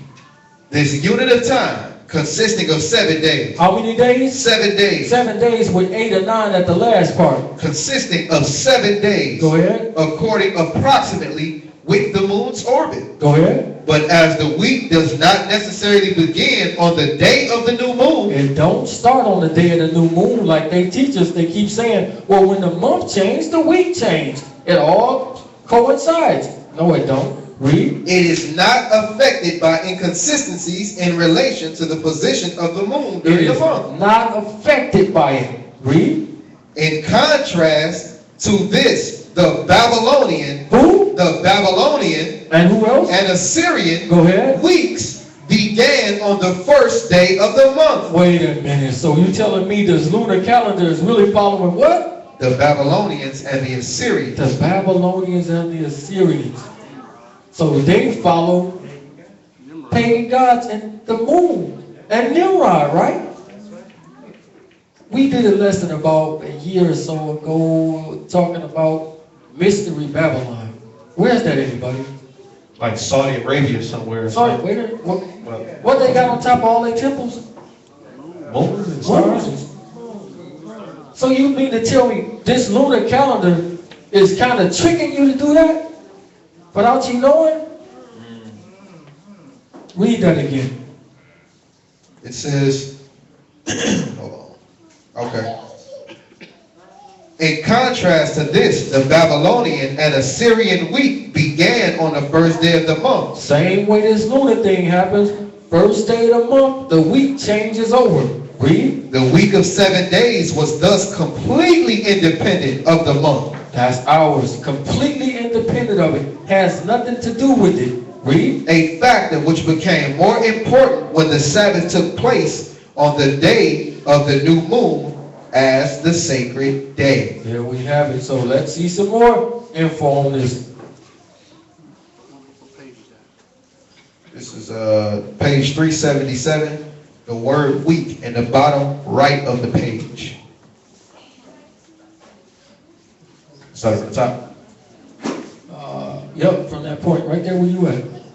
The Babylonian calendar was lunisolar, with years consisting of 12 months, counting from the new moon of every month. Go ahead. The Babylonians celebrated every 7th day as a Kodesh day, Go ahead. also called an evil day. What day? An evil day. Go ahead. On every 7th day, offerings were made to a different deity. Read. Merodach and Ishtar on the 7th, Nergal and Nalil on the 14th, Shamash and Sin on the 21st, Ikad and Ma on the 28th. Tablets from the 6th century BC reign of Cyrus the Great and his son Cambyses give validity to these dates. The Babylonian calendar had a lunation of 29 or 30 days. What is it? 29 or 30 days. Wow, that sounds just like this lunar calendar, right? Read. Containing 3 7-day weeks. How many days? 3 7-day weeks. 3 7-day weeks, because they tell you that you keep the first 3, but the last week is longer. Read. And a final week of 9 or 10 days. Wait a minute, that sounds identical, right? So you really following the Babylonian, which is the same people that you say you so afraid of. You really following their system. Read it. Read. Containing 3 7-day weeks and a final week of 9 or 10 days, which ended the continuous 7-day cycle. Which did what? Ended the continuous 7-day cycle. In the continuous 7-day cycle. That's exactly what this calendar tells you to do. Which we know through the law, through the instructions. It don't tell us to do this. Read. The remarkable similarities with the Babylonian calendar give us great insight into the origin of this doctrine and its error. Go ahead. Being idolaters, the Babylonians perverted the true Sabbath Yahuwah instituted at creation. And when? At creation. When the new moon came around. At creation. Read. Such perversion has continued throughout biblical history. Nimrod. Who? Nimrod. Wait a minute. That's the guy that everybody was celebrating yesterday. Read. The great-grandson of Noah and the founder of Babylon is one of the earliest examples. His perversions can still be seen today. It can be seen when? Today. Today. Wow, this thing just popped out yesterday, right? Read. In Bereshit, chapter 10 and verse 10, we read an account of Nimrod, and the beginning of his kingdom was Babel, and Erech, and Akkad, and Calneh, and the land of Shinar. Strong's Concordance says that Babel or Babylon means confusion through a mixing. Through what? A mixing. Through a mixing. What the devil always do. Mix. Mingle a little truth with a whole bunch of lies. That's why he wanted you to eat from the tree of good and evil. To mix them. To get you. Read. Ancient Babylon mixed truth with error. Did what? Mixed truth with error. They mix truth with error. Which is strongly condemned in the word of Yahuwah. Absolutely. Let me see that. Little more history for y'all.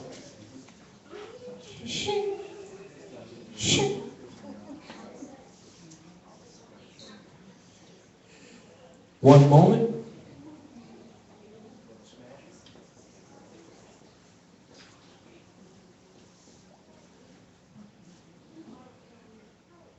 One moment, let me get this. Because they'll tell me that everything is in the Bible. So we need some other stuff to go with what you're saying.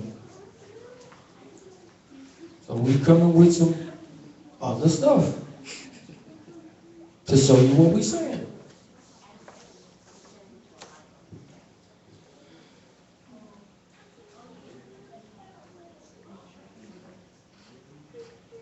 New moon.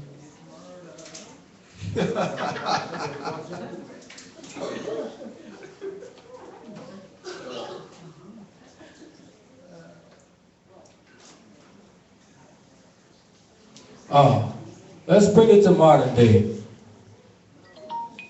Read the heading. The Islamic calendar. What calendar is it? The Islamic calendar. The Islamic calendar. Read. The Islamic calendar, or Hijri calendar, is purely lunar calendar. It is what? A purely lunar calendar. Wow. So every time you talk to the lunar people, only thing they're going to constantly mention to you is the moon, the moon, the moon. Well, what do the sun do? I don't care. The moon, the moon, the moon. What do the stars do? I don't know. The moon, the moon, the moon. Read. It contains 12 months. 12 months, read. That are based on the motion of the moon. And because 12 synodic months is only 12 times 29.53 equals 354.36 days. Ain't that the same amount of days that one got?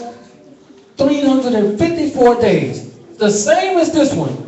Read. The Islamic calendar is consistently shorter than a tropical year, and therefore it shifts with respects to the Christian calendar. It does what? It shifts with respects. It shifts. This is why they Shabbat can fall this week on this day, and the next month it fall on a whole different day, because it shifts. Read. The calendar is based on the Quran. Surah, I don't know what that is. Verses 36 and 37. And its proper observance is a sacred duty for Muslims. Go ahead. The Islamic calendar is the official calendar in countries around the Gulf, especially Saudi Arabia. Wait a minute, where? Especially Saudi Arabia. Especially Saudi. Ain't that the people that's another story. Keep going. But other Muslim countries use the Gregorian calendar for civil purposes. For what? For civil purposes. Go ahead. And only turn to the Islamic calendar for religious purposes. Go ahead. That's it. That's it. So, as you can see, this whole calendar is really go back to Babylon. Ancient Babylon and New Babylon. I can keep this more stuff. Go ahead. It says, each month starts with the lunar crescent, first seen by a human observer's eyes after a new moon. Although, so that means the first day don't count. Although new moons may be calculated quite precisely, the actual visibility of the crescent is much more difficult to predict. It depends on factors such as weather, the optical properties, the atmosphere, location of the observer. It is therefore very difficult to give accurate information in advance when a new month will start. So, as we can see, is nothing new under the sun. This whole doctrine comes from ancient Babylon to modern Babylon. So, if you still want to follow this doctrine, it's because you just want to be, I wanted to say it this time. Exactly, that word. Anybody got any questions? Go ahead. An observation I made in Genesis 1:14, the very first seventh day, and it's other like precepts that reference when we're talking about the Sabbath. It says Yahuwah rested on the seventh day, and by that comparison, it kind of leads us to deduce that that first seventh day should be regarded as a Sabbath. Like that was probably the first ever Sabbath, right? Absolutely. And so if we try to figure out which one that it is, I mean, the very first new moon, Genesis 1:14, fourth day, he didn't take a break in the middle of the week. Nope. On the very first new moon. Neither did they show a count starting from that day on. He rested on the seventh day, which would have been the third day from that day, but he still rested it. It wasn't on the seventh day from when he made the lights in the firmament. Those Right. are two major observations in itself, unless I guess the people that's coming with the lunar Sabbath don't acknowledge that in the creation period as being the first Sabbath. But if it is, then that in itself just, I mean, you know. It's actually it's not that hard. If we just read the instructions and do what it say. That's why we read them. That's why we read the commandments. Nice, slow, and careful. I asked the question when we read it. Do we see anywhere in this law where he says skip something? It was a resounding no. So if we just go by what the book say, we won't be messing up and going off into this folly. Nope. So with that, we say shalom.